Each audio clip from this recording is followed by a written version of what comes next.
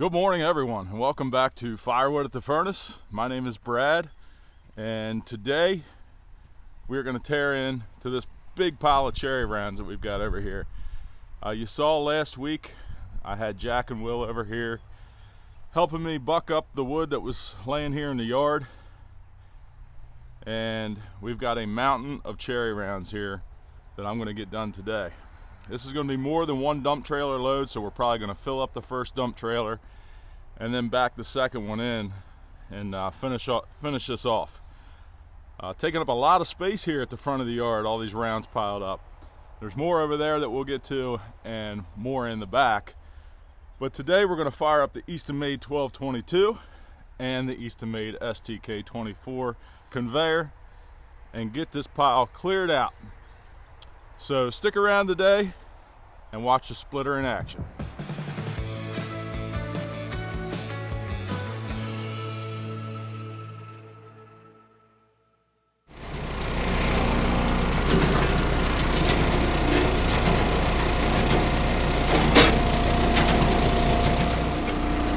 Just about got the yard filled up here. I think one more dump trailer is going to have every slot filled up that is still empty. We have created a few more openings here recently because some wood has been selling. Some campfire wood, I sold half a cord this past week, a few face cords, and then the bundles have been selling really well too. So I've emptied out a few bins that are going to get refilled here today, but I think by the time this cherry is all split and stacked, we will be pretty much filled up, and I'm going to start splitting into the trailer to fill my 10 cord order that I have that gets delivered right off the trailer, right off the splitter.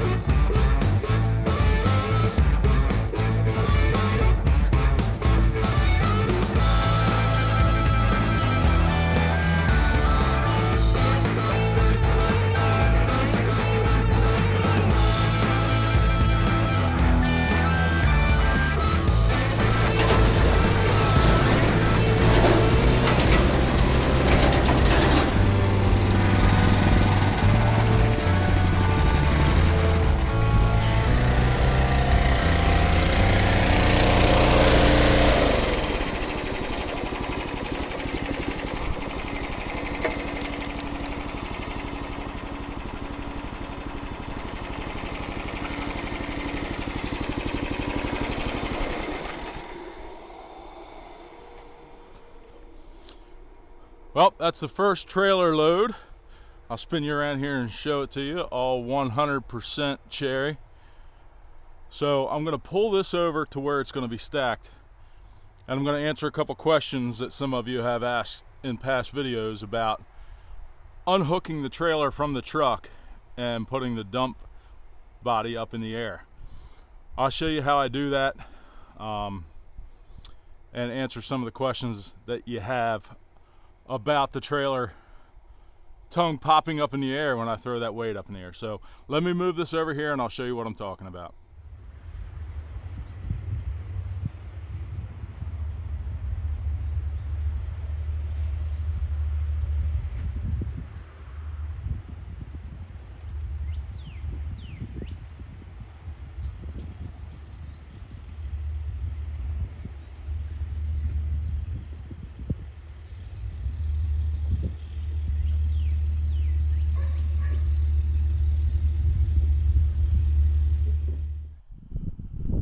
So before I unhook the trailer, all I do is I just put a block of wood underneath the back DOT bar of the trailer, right underneath the 3 ID lights there in the center.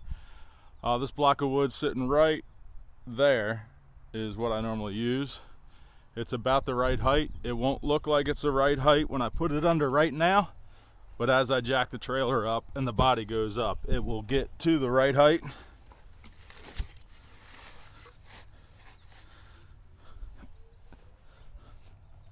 So that's kind of what I do.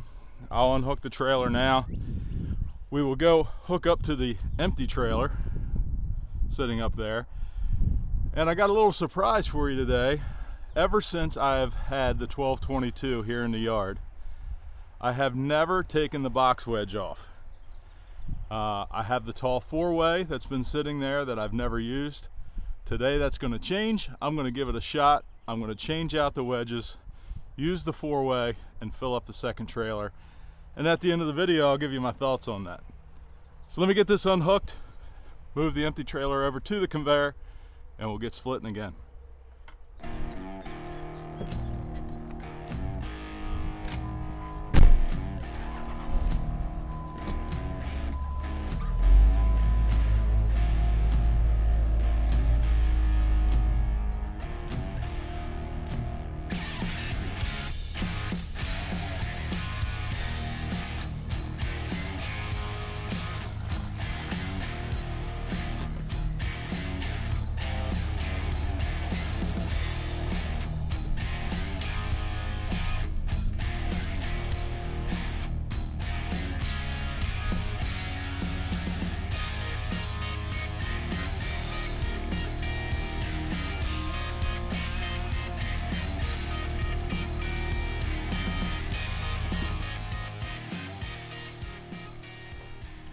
All right, so I'm gonna swap this wedge out. Like I said, it's the first time I've ever swapped it out.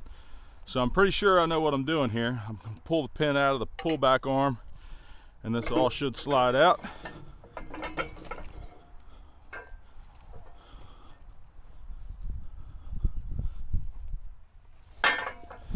Set that over here. I've got the wedge all the way in the down position. So it's unlocked, and I know this thing's not light. So I'm going to try to pull it up out of here.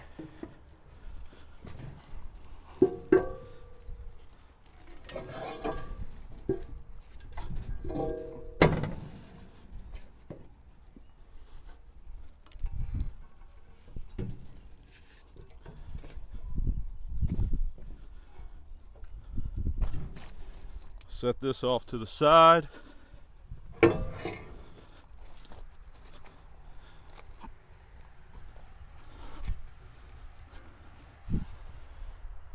The 4-way is right here.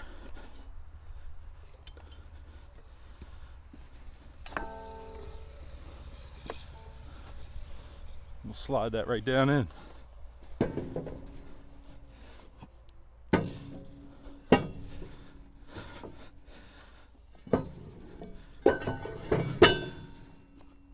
get to work.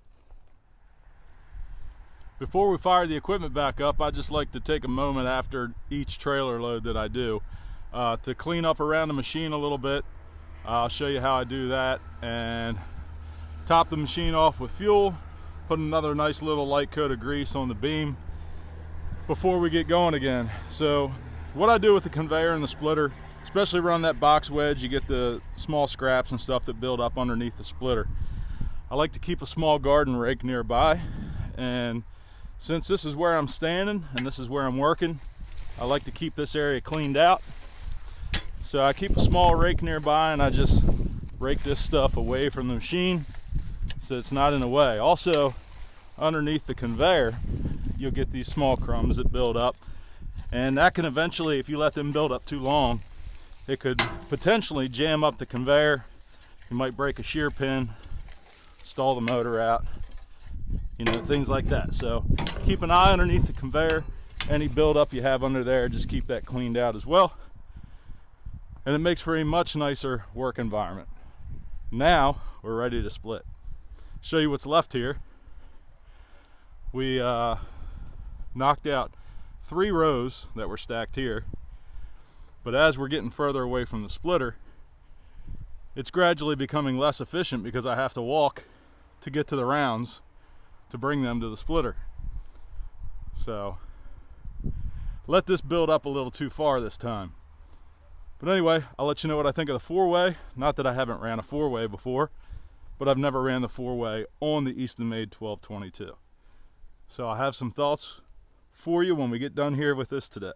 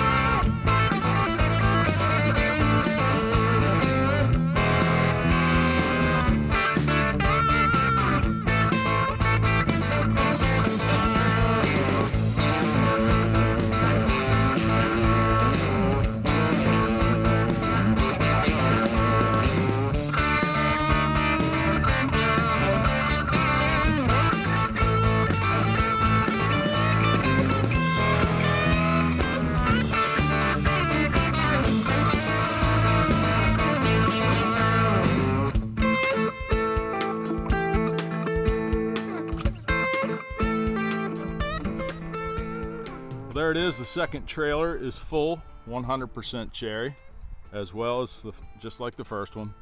If you notice there at the end of the time lapse, you probably noticed that I did put the box wedge back on the machine. I do have some thoughts on that, four-way versus the box wedge. The bundle stand is a little low. It needs about 6 bundles, so I think I will tell you my thoughts on the wedges while we refill the bundle stand. We did not get all the cherry done. So you see these rounds right here are still the remaining cherry after both dump trailers were full. So there's quite a bit of wood there. But we'll have to get one of these trailers empty so we can finish splitting the cherry and get this area opened up again.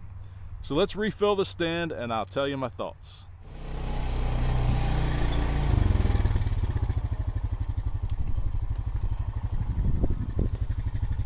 Alright, so while I'm loading up these 6 bundles here, I'm going to tell you a little bit about my thoughts. And in a nutshell, the four-way makes much cleaner firewood, I guess.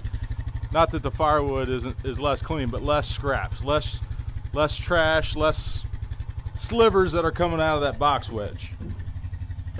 you can control the size you want a little bit better. However, it's nowhere near as fast. I guess I'm spoiled having that pullback arm, since that's all I've been using for a while now, and not having that pullback arm was not appealing to me at all. Now, if you were making bundle wood or something where you really wanted to control the size of the splits and really, you know, make precision firewood, a single wedge or the 4-way wedge obviously is the way to go. But for making fast bulk firewood, the box wedge is where my heart is, and I think it's going to continue to be that way. So advantages and disadvantages to both, but for what I was doing today, the box wedge was way faster.